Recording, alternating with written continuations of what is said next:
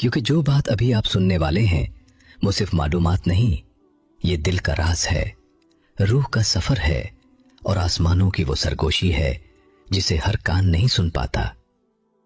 क्या आपने कभी सोचा कि जब आप रोजे की हालत में दरूद पाक पढ़ते हैं तो सिर्फ आपकी जबान हरकत नहीं करती, बल्कि आसमानों में कुछ और भी हरकत में आ जाता है। क्या आप जानते हैं कि उस लम्हे फरिश्ते क्या करते हैं? क्या वो खामोश खड़े रहते हैं या आपके अल्फाज को थामकर किसी बुलंद मकाम तक ले जाते हैं? आज हम इसी राज को खोलने जा रहे हैं, क्योंकि जो बात आखिर में आएगी वो आपके दिल को हिला देगी और शायद आपकी जिंदगी का अंदाज बदल दे। सोचिए, आप प्यासे हैं, भूखे हैं, जबान खुश्क है, जिस्म कमजोर है, मगर दिल अल्लाह के करीब है। इसी कैफियत में जब आप कहते हैं अल्लाहुम्मा सल्ली अला मोहम्मद, तो जमीन पर एक रोजादार की आह निकलती है और आसमान पर नूर की एक लकीर खिंच जाती है। रोजा सिर्फ भूख का नाम नहीं, ये एक हिफाजती दीवार है। नबी करीम सल्लल्लाहु अलैहि वसल्लम ने फरमाया कि रोजा ढाल है, यानी गुनाहों से बचाने वाली एक मजबूत सुपर। जब इंसान इस ढाल के अंदर होता है तो वो एक खास हालत में होता है। शैतान की रसाई कम हो जाती है, नफ्स की शिद्दत कमजोर पड़ जाती है और रूह की आवाज बुलंद हो जाती है।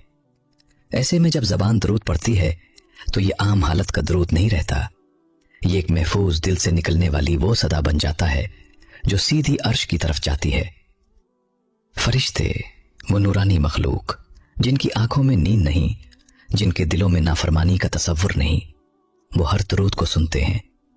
हदीस में आता है कि अल्लाह ताला ने कुछ फरिश्ते मुकर्रर फरमाए हैं जो जमीन पर घूमते हैं और मेरी उम्मत का दरूद मुझ तक पहुंचाते हैं।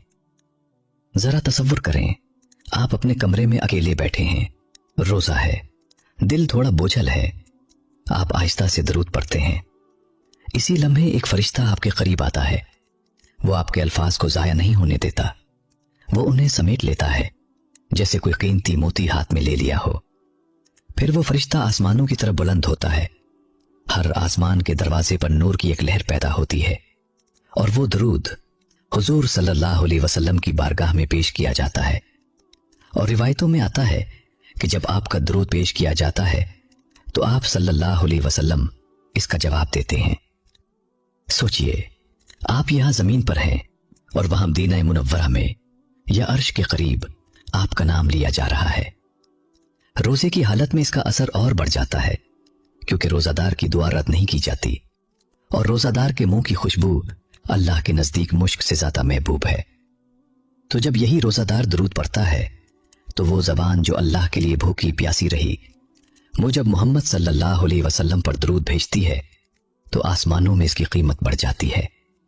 फरिश्ते इस दरूद को आम अल्फाज की तरह नहीं लेते, वो उसे नूर के एक तोहफे की तरह उठाते हैं। कुछ उलमा फरमाते हैं कि दरूद पढ़ने से गुनाह झड़ते हैं, दर्जात बुलंद होते हैं और दिल पर जमी हुई सियाही कम होने लगती है। अब तसव्वुर कीजिए, रोजे की हालत में आपने 100 मरतबा दरूद पढ़ लिया। हर मरतबा एक फरिश्ता हरकत में आया, हर मरतबा एक नूर बुलंद हुआ, हर मरतबा हुजूर सल्लल्लाहु अलैहि वसल्लम ने जवाब दिया। और शायद आपको खबर भी ना हो कि आसमान पर आपका नाम कितनी बार लिया गया। एक और हैरान कुन बात, दुरूद सिर्फ दुआ नहीं, ये एक ताल्लुक है। रोजा इंसान को अल्लाह के करीब करता है और दुरूद इंसान को रसूलुल्लाह सल्लल्लाहु अलैहि वसल्लम के करीब करता है। जब ये दोनों जमा हो जाएं तो बंदा एक अजीब रूहानी दायरे में दाखिल हो जाता है। एक तरफ अल्लाह की रजा, दूसरी तरफ रसूलुल्लाह सल्लल्लाहु अलैहि वसल्लम की मोहब्बत। ऐसे में फरिश्ते सिर्फ पैगाम्बर नहीं रहते, वो गवाह बन जाते हैं। कयामत के दिन जब आमाल का वजन होगा, जब लोग परेशान होंगे, जब हर कोई अपनी नेकी तलाश करेगा, तो हो सकता है एक छोटा सा दरूद जो आपने गर्मी में प्यास की हालत में पढ़ा था, वो आपके पलड़े को भारी कर दे। रिवायत में आता है कि कयामत के दिन सबसे ज्यादा मेरे करीब वो होगा जो मुझ पर सबसे ज्यादा दरूद भेजने वाला होगा। तो क्या खबर, रोजे की हालत में पढ़ा गया एक दरूद आपको इस कुर्ब के मकाम तक ले जाए।